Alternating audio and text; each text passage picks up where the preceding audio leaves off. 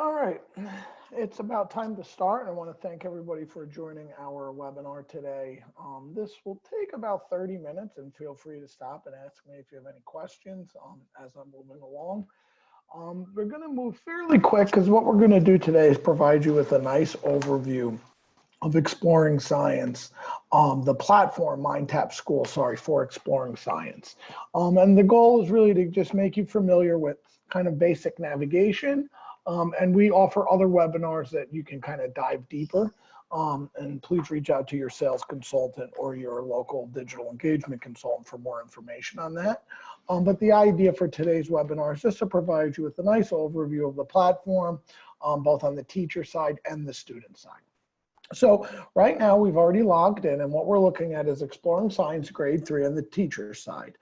So some basic navigation tips right here in the navigation bar, or you'll hear it often referred to as like the hamburger, because of the 3 different options here. We'll open and close, and you'll see the pictures automatically resized. And what you'll see here on the left-hand side of the page is your table of contents. So as you dive into the different units, you will see that this changes. To go back, simply click the back arrow and you're back. So the idea is if we were to look at the life cycles lesson plan, we click into life cycles. Again, this is grade 3. You will see that it's reflected here. On the teacher side, couple things to know, and this is teacher and student side, I'm sorry. If you want to collapse that to make a little bit of a bigger viewing, you can. If you want to put this in full screen mode, simply click here. It will put it in full screen mode. To exit, simply click it again and you will be out. Some other kind of basic navigations, the pages kind of are consumed vertically opposed to left and right. When you use the left and right arrows, you'll be taken to the next lesson essentially on the teacher side. So when we click right, you'll see here now we're at the life cycles of a jalapeno pepper plant. If you want to quickly jump through the 5 E's, you simply click and we are jumped through. To look at different teaching strategies, simply click strategies. And again, it's the same concept: academic vocabulary, differentiated instruction. But importantly, what you want to click on simply will show up. Apologies for the sirens in the background. As most of you know, I'm in New York, and that's not something I can control. I'm going to just give it a second for them to go by.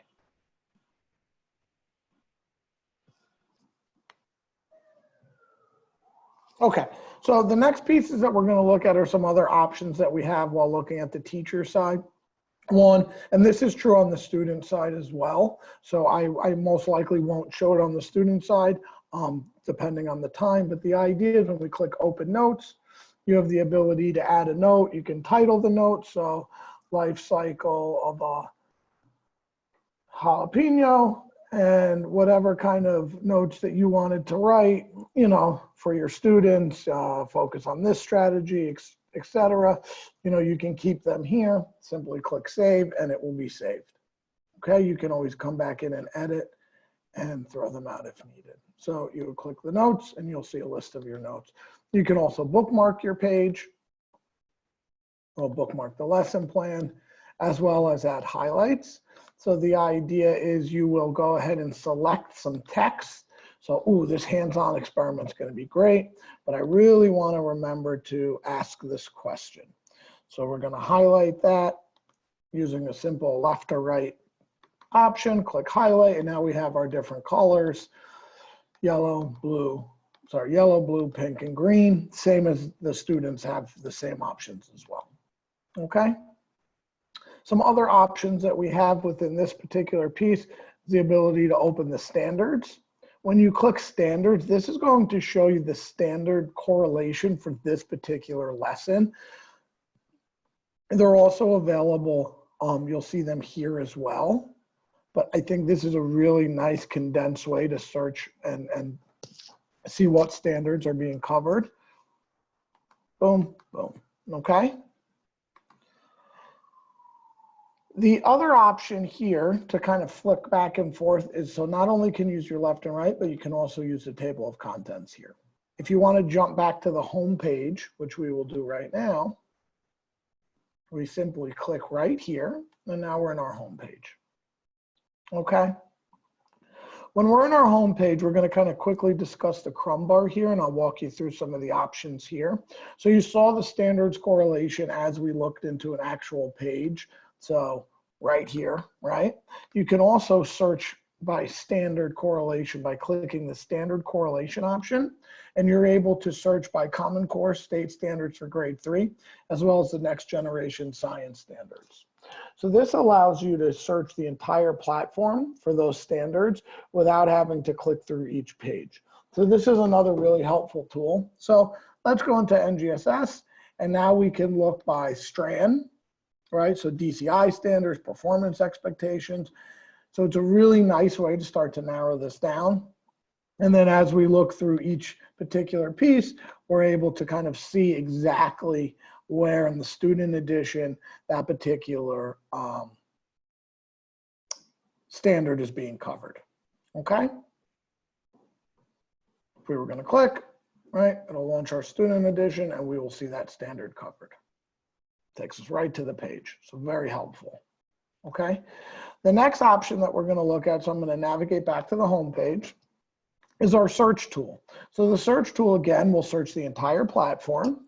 So if we were to search, push, we'll see everywhere in the program where push is, where the word push or pushes and pull are referenced. The idea is you can filter this by standard, by unit, both the student and the teacher's edition, which is great, right? So, oh, I know we're doing pushes and pulls. I simply type in push, and now I can come back, and if I click right here, it'll take us directly to the teacher's edition for pushes and pull. Okay, one of the great pieces with this also is the ability to save a search, and that's nice from the standpoint if it's something you want to reference quickly in class, you can easily jump back. So when we come here, we are right back in there, okay? Again, we're going to navigate back to the home page just so we're going to keep everything crisp and clear. The next piece that we're going to look at is the matrix icon, okay? Actually, you know what? I apologize. Before we jump into that, let me pause and see if there's any questions. And as I'm pausing, I'm going to go ahead and jump into a unit or to a lesson plan, I'm sorry. Yes, good question. So when we're looking at the resources, and that's exactly where I was going to go, so I appreciate that question. You'll see on the top right-hand corner of the page, we have something called general resources, okay? These resources are going to be specific to what you're working on. So the idea would be, when we're looking at Unit 2, we will see resources specific to Unit 2. So your resources are going to change based on the title you are looking at. We're going to further explore this on the student side as well. So you'll see all of your general resources. This is where your exam view files can be downloaded. This is where your assessment handbook is. So I don't want to gloss over this because this is very important. If you're looking to print out assessments, this is a great way to do it. This is where your galleries are. This is where your informational text, your science letters home, your hands-on experiment materials list. So it's very important to reference this resources piece here. So thank you for the question, very good. And again, just know that that will change depending on what you've selected over here, right? We want our resources to be a point of use. So we're gonna go back to the matrix icon. We're gonna click the assignments. And this is where you will see a full list of all of the assignments that are available, okay? For ease of viewing this, I typically click collapsed all, and then this way we can navigate to the specific unit that we're looking at, or the specific strand, sorry. So we'll look at life science, and everything with a checkbox can be assigned to students, okay? So you have all of the different lesson plans can be assigned, okay? You have all the different more to explores can be assigned. So it really gives you a great way to start to assign different things to students, okay? So if we expanded them all, you can see all of the options available. What we want to look at first are the Unit 1, and it doesn't matter, sorry, I should have said Unit 1, but what we want to look at is assessments. So not only can you assign the different pages for students to read and the different projects, the different investigations. You can assign assessments that are completed online. So there's a couple different ways to do this. If we were to click this link, we select the assessment. This gives us as teachers the ability to preview the assessment. Right? We click left and right arrows to preview the assessment. Please know that the assessments have the option to be read aloud for students by clicking the read speaker icon. Okay. So let's say this is, plan, conduct an investigation for forces. So this is something we want to assign. So we can click assign. We want to select the start date. We want to select a due date. We can put a category. So let's say it's a quiz. And now we want to say we were going to give the students one attempt to complete this quiz. If we had multiple students, and again, this is just a demo class, I created it before the webinar today.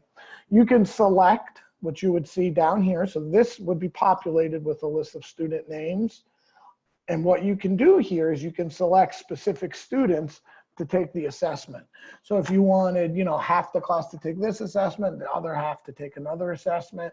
If you wanted to give, if certain students for IEP requirements or other needs were required to have multiple attempts on a quiz, you might say, okay, for these group of students, I'm going to give 3 attempts, and you select their names and then click submit, and those students will have 3 attempts. Okay, so it gives you a lot of flexibility in terms of assigning and administering the assessments. So you go ahead and click submit, and now that has been assigned to those students. Okay, to take that a step further, if you're in an academic setting, which I know some of you mentioned before, if in your classroom you use Google Classroom, you have the ability to embed these links directly into your Google Classroom. This icon right here is the first step in that process. If you don't have Google Classroom, you can simply copy this link and put it into other learning management systems or Edmodo or anything that you typically use to push out digital content to your students or assessments. You can embed this link directly into that. The students will click it and they'll be automatically taken to the assessment. If we wanted to follow the Google Classroom process, we click the Google Classroom icon. We log in, right? So this should look very familiar to those of you who use Google Classroom. In fact, let me make it a little bigger. And I won't spend a whole lot of time on this, but you would go choose your class, choose the action. So we want to create an assignment. We go. Here is the title of the assignment. You can put instructions. You can change your point total, your due date. So all of this is obviously going to be specific to the classroom, not the platform. Click assign. And now that assignment has been posted to your Google Classroom. You can view it by clicking view, and it'll take you directly to your Google Classroom page. So we wanted to provide teachers the ability to assign directly into Google Classroom right from the platform. And again, if you don't use Google Classroom, you can still get the same results by copying this link, click copy, and pasting it into the desired platform or communication method that you typically use to push out digital content. Okay, so to go back to the assignments, click assignments. Now let's say, for example, you want to assign strength and direction of forces, but you also want to assign the STEM engineering project. So you can click multiple checkboxes, click assign, and you have that same option to assign start date, due date, change the attempts, and that's another way to assign, not only the different readings and projects, but also the digital assessments. Okay? And again, to preview, we simply click the link and we're able to preview what that's going to look like, regardless of if it's an assessment or a reading. Okay. When we click gradebook, this is going to show us the gradebook. So this is showing, we don't have any student data to display because we don't have any students, but essentially what you would see here is a list of student names running down this left column here. And then horizontally, you would see their grades. And then this top one would show their average. If the assignment had a written component, there'd be a nice little pencil there indicating that, hey, I need to go in there and kind of adjust that. You can export the data into an Excel or CSV file. You can add different categories and change the weighting. And then you can just change the display if you do points versus percentage, or you want to sort by first name, ascending and descending. Okay. This option right here, groups, allows you to create groups of students. We don't have any students enrolled, but this is where you could create those groups, and you could base it on skill, IEP, or whatever kind of helpful way to organize your class. You can certainly do that. You click add group. We don't have any students, and you'd follow that process. You'd create the name of the group, Dave's group, and then you would select students to that class, okay? Into that group. The next option in the icon here, this drop-down menu, is going to be to look at the Study Hub. The Study Hub is great. And again, guys, what I'm showing you here is true on the student side as well. Obviously, on the student side, they don't have the ability to assign assignments or manipulate a gradebook, but they do have the ability to look at a gradebook and look at some of this info, which I will show on the student side as well.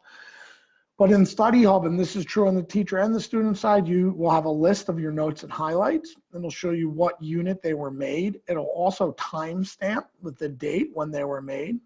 If you click on this arrow, it will take you directly back to the page where that note and highlight was made. It's a great tool to help students kind of keep themselves organized, and teachers. Okay, you'll have your bookmarks here, which will take you directly back to the page, as well as your saved searches. I think this is super helpful when planning kind of out in advance, and there's kind of key areas that you want to recall. I think this is a great way to use that. And that's all stored under the Study Hub. Okay, so to reiterate, your teacher's edition, the navigation all happens within the page.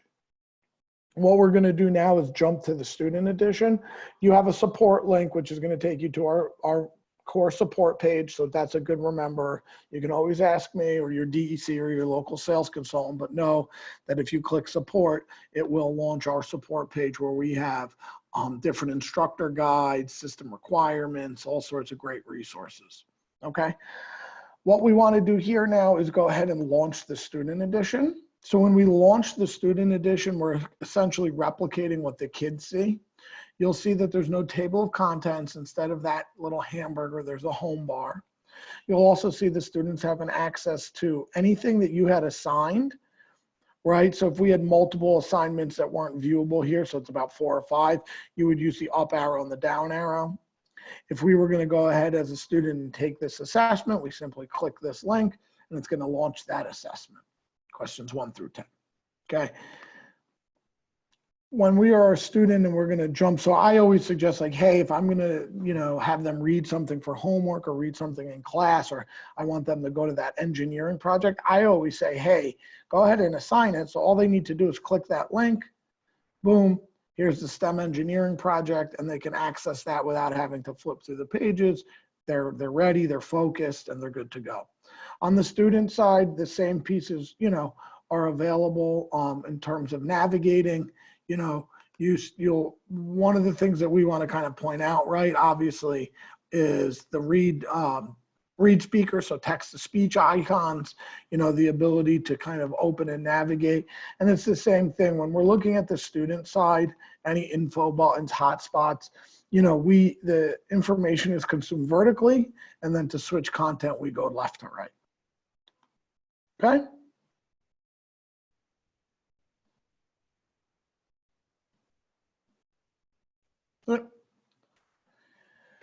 From the student side, I'm going to go ahead and jump to the home page. We'll look at some of the options that we have. We have the library icon here. The library is broken down into, really 6 sections. So it's like the student's table of contents. So we have welcome, nature of science, physical life, earth, and more to explore. So if we were to go to life science and look at the life cycles of plants and animals, you're seeing how this TOC, this table of contents, is reflective of what we were looking at on the teacher side. So if I click life cycle of a jalapeno pepper plant, we'll give it a second to load here, this is going to take us to what the students see. Now remember, you can preview that through the assignments, but here you go. Know that, when you click on certain icons, you'll have some interactivity. But really the idea is for students to be able to consume this. Here's the text to speech. To wrap it up, okay, Certain Rapid Ups will have an interactive component where students are clicking and dragging.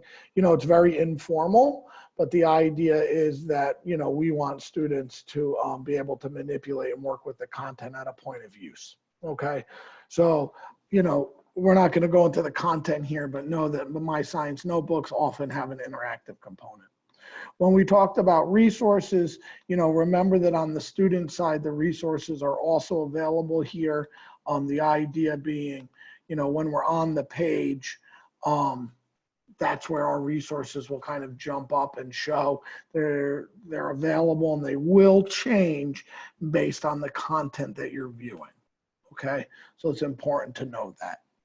Your students will have the same pieces here in terms of Study Hub. We didn't make any notes, but they have bookmarks and saved searches. You'll see that their menu icon is limited, right? Because there's no ability for them to edit, but the basic navigation is the same. Essentially, their assignments are here, their home page is here. They have the ability to search for content. Okay, when they click library, they can dive directly into their library if you did not assign it.